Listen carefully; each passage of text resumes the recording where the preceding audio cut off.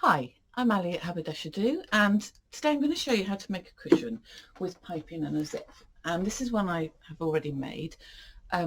So we've got these panels in the shop. I made a peacock with a contrasting blue ready-made piping and a zip in the bottom.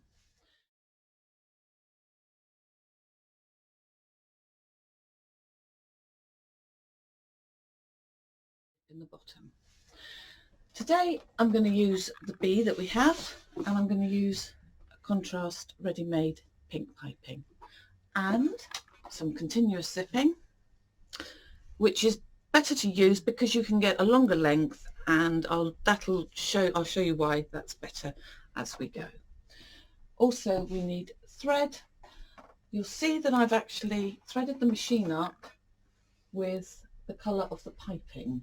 Sometimes the sewing does show through, and if you've got that colour, you'll not see it. So thread and a zip foot, piping foot, and of course pins. And these lovely Fiskars snips are perfect for trimming the threads and snipping corners as you go. Wonderful, can't work without them. Okay, so now let's have a look at what we need for an 18-inch cushion insert. You need to make your cushion smaller, preferably a size smaller. So I have cut both of my panels out at 17 inches, 46 centimetres, and by the time you've done your seam all the way around, you're going to have a nice cushion size that will be plump and fit an 18-inch insert. So let's think about how we get started on this. I've cut out and ready zigzagged round the edges.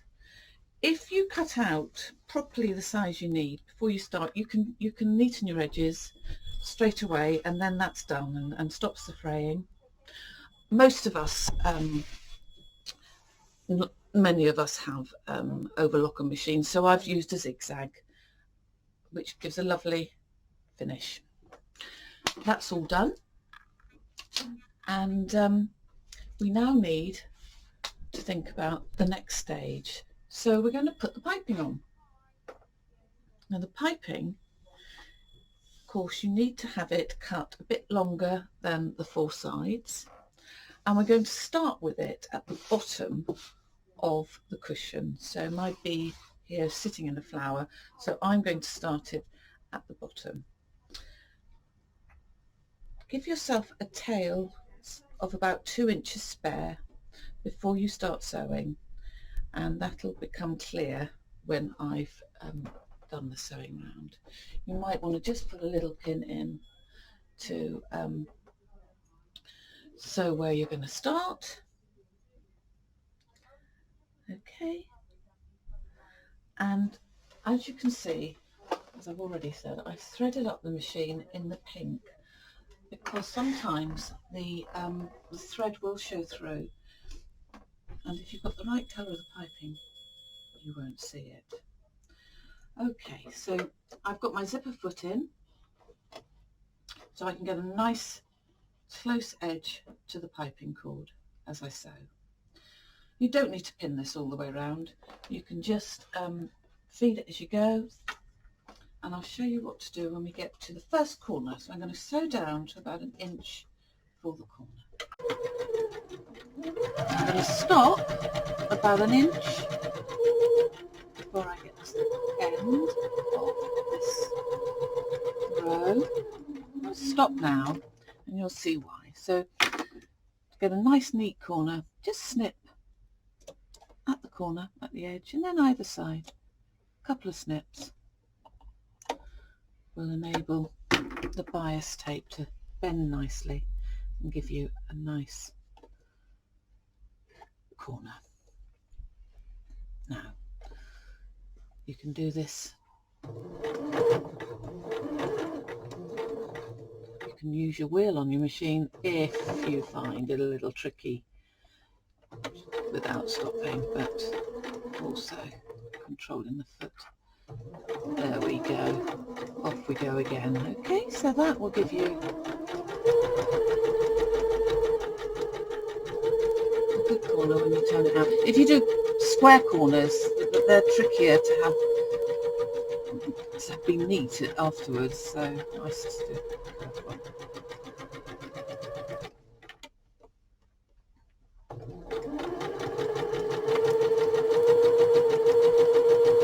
So we've got lots of different piping. This is one that comes in lots of different colours. It's a thin one. You can get all the different sizes of piping cords, and again, I'm just coming up to the corner, so snip.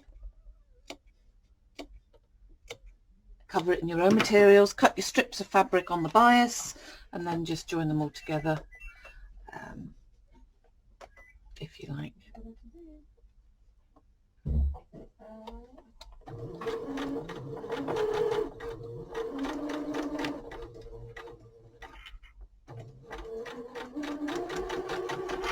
Now we're coming up to the bottom where we started, and I'm going to stop a few inches before the join and show you what we need to do to make it nice and neat.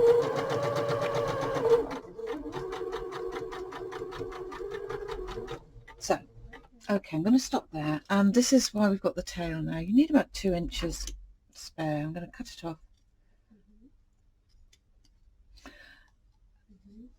And what I need to do is just unpick a little bit to take out a bit of this piping.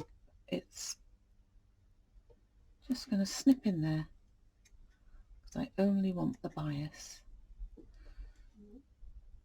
Just about that much. Okay, just take that, snip it away. Okay, just take away all your little ends, snip any ends off, make it all neat as you go. Right, now that's where my piping has been cut now, so I need to, with the one I'm still sewing, match it up so my piping joins, and I'm going to snip there. Okay. Now with this one, just fold over the bias tape to give it a neat edge. Press it down with your fingers. Should hold it in place. And then pop that bit of piping in. There we go. And we can now finish off, and you'll have a neat edge.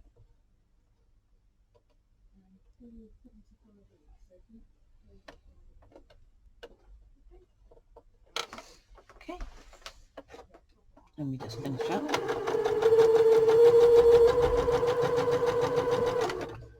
When you get to that, careful that it's lying in a nice neat position.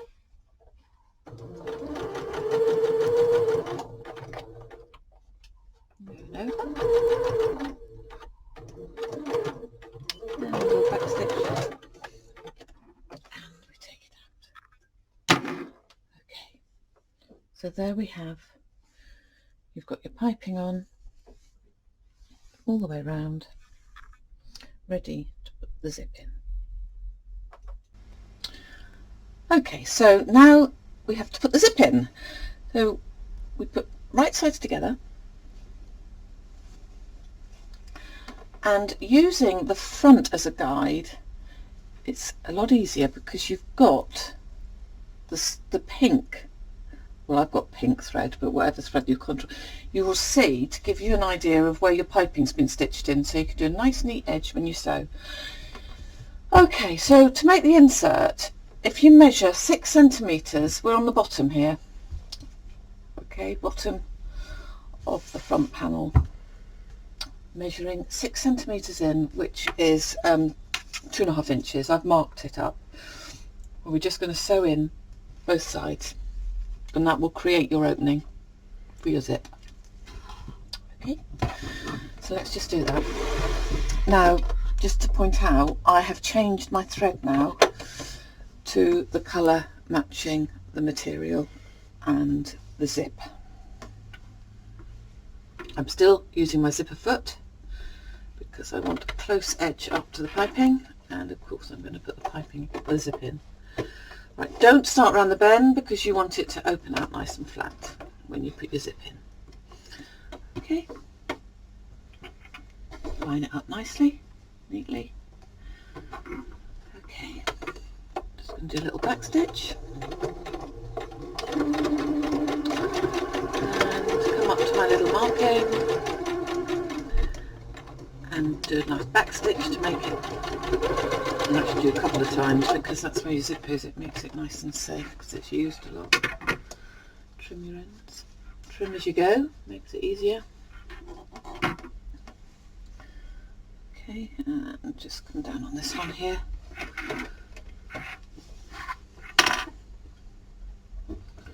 You don't want to come too far in because if you've got a nice opening for your zip, it makes it easier to take the insert out and when you want to wash and things. So there we are. That's just giving you a nice stable. I've done some back stitching there. Right, now the zip's going to go in. We need to press, just going to go and iron, not the piping side, but to make it easier to put the zip in, I just do a nice iron, make a crease there now for my seam for where my zip's going to go. So I'm just going to take you over to the iron. Okay, so I'm at the ironing board now, and I've got a little Prim dressmaker's iron, fantastic for doing small jobs with sewing, getting into the corners. Lovely grip. It just, by doing this one seam, your zip should go in a bit neater. Okay, let's just flick that over. Oh, okay, now I've still got a mark on my fabric from the dressmaker's pen. It's a friction pen. Really brilliant because just show it some heat and the mark goes away. I don't know if you'd see that. I've got another side just to show you. So there's the mark, and I literally just put the heat on it and it's gone. Okay, so back at the sewing machine to put the zip in. I have got a bit of continuous zip which is on a roll. You can buy as much as you want of it, or you can buy a dress zip, closed end zip. Now I always use them longer than you need, because if you use it longer you haven't got to worry about it fitting in correctly, and you can get the pull out of the way and not have to go around it when you're sewing, and this will become clear when I do it. So as I say, I've got a bit of continuous zip. It's about an inch shorter than my cushion panel. Right, so I'm at the bottom, of course. I've created an insert at the bottom of my cushion, and we've made our gap. So I've got the zip head, the zip pull to the left of me, and I'm going in. I've got the right side of the cushion facing me, and I'm going to put the first bit of the zip I'm going to sew is on the wrong side, not the pipe side. Okay, so my zip pull out of the way. It can almost go, because I've got a lot of zip to play with, it's got up here, it's way out of the way, and I'm going to line up my pressed seam with the teeth of the zip, getting all the rest out of the way, making sure all your other material is away. Good to put one pin in just to give yourself a start. Okay, and then there we go, excuse me. I'm going to go up to my machine here now and place it underneath, get it in position. Alright, so we need to get everything else out of the way. So So we're going to stitch other bits of fabric, and we are going to stitch down all the way this seam, sitting neatly on the teeth of the zip. Alright, so off we go. Get it nice and neatly in there. Okay, take your time with this bit so it goes in neatly. There we are. We just have it lined up. Take it slowly. I'm going to put my speed down a little bit with putting a zip in, because then you don't have to do it again. Right, I'm just going to do a little back stitch, and I'm close as I can to the teeth of the zip. Straight edge, because this will be seen because it's on the front of the cushion. Line it up as you go. I mean, if you're happy and more comfortable, of course, pin and tack. We've come to the end, the other bit where we've sewn up to, and just go past it slightly, and a little back stitch, keep it safe in place, stop it coming undone, and trim the ends. Okay, right, now the other side to put in with the piping. Okay, let me just show you. So we've got our first piece in. Excuse me, just cutting threads as I see them. Right, now this is a little bit trickier, but take it slowly. So our piping, we're now going to line our piping up with the teeth again along the edge of the teeth of the zip. And what you need to do, you put a couple of pins in place. You want to sew in the ditch of the piping. Okay, so you have to take it a little bit slowly. And we're going to put a couple of pins in place just to help. Okay, make sure pull it to fit. You could tack this first as well, couldn't you? Yeah, of course, tack it in place if you're happier.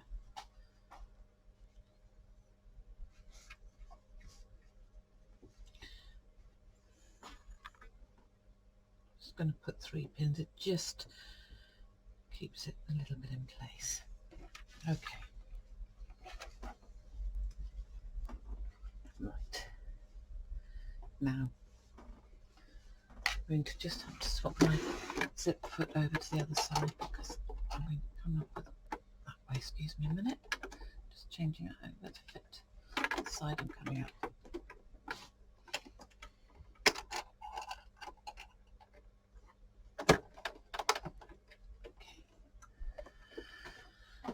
All right, let's do it.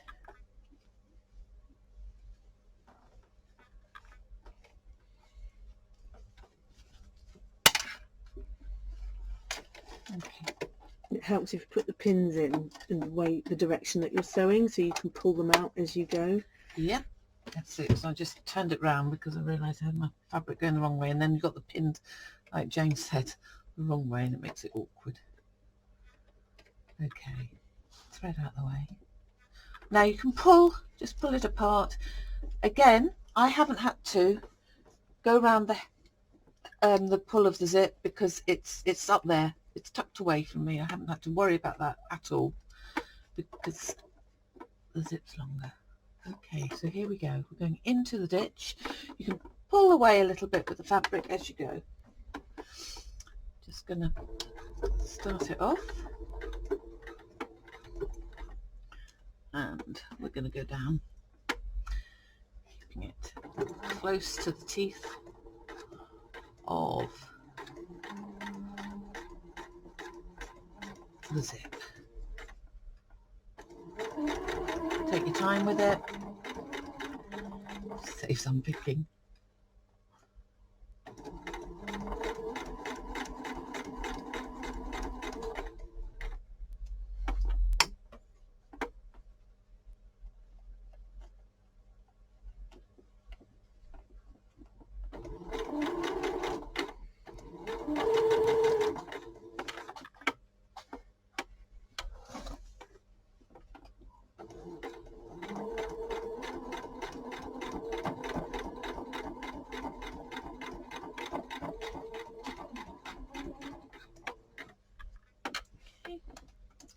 last pin.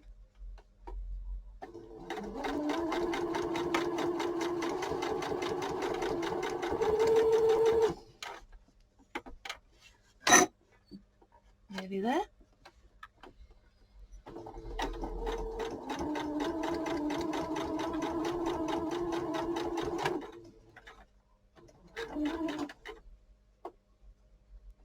And just do a little back stitch and pull it up. Neaten your ends.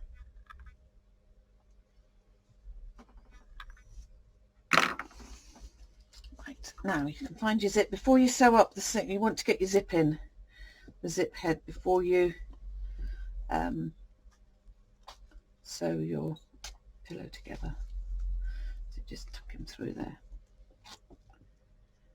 A little bit fiddly, but it does save an awful lot of fiddling when you're putting the zip in without having to worry about it. Just push him through. Just means you don't have to go round the zip pull, doesn't it? So you can keep a nice straight Yep, line. and you've got a nice straight line, and you've got hopefully a nice neat zip.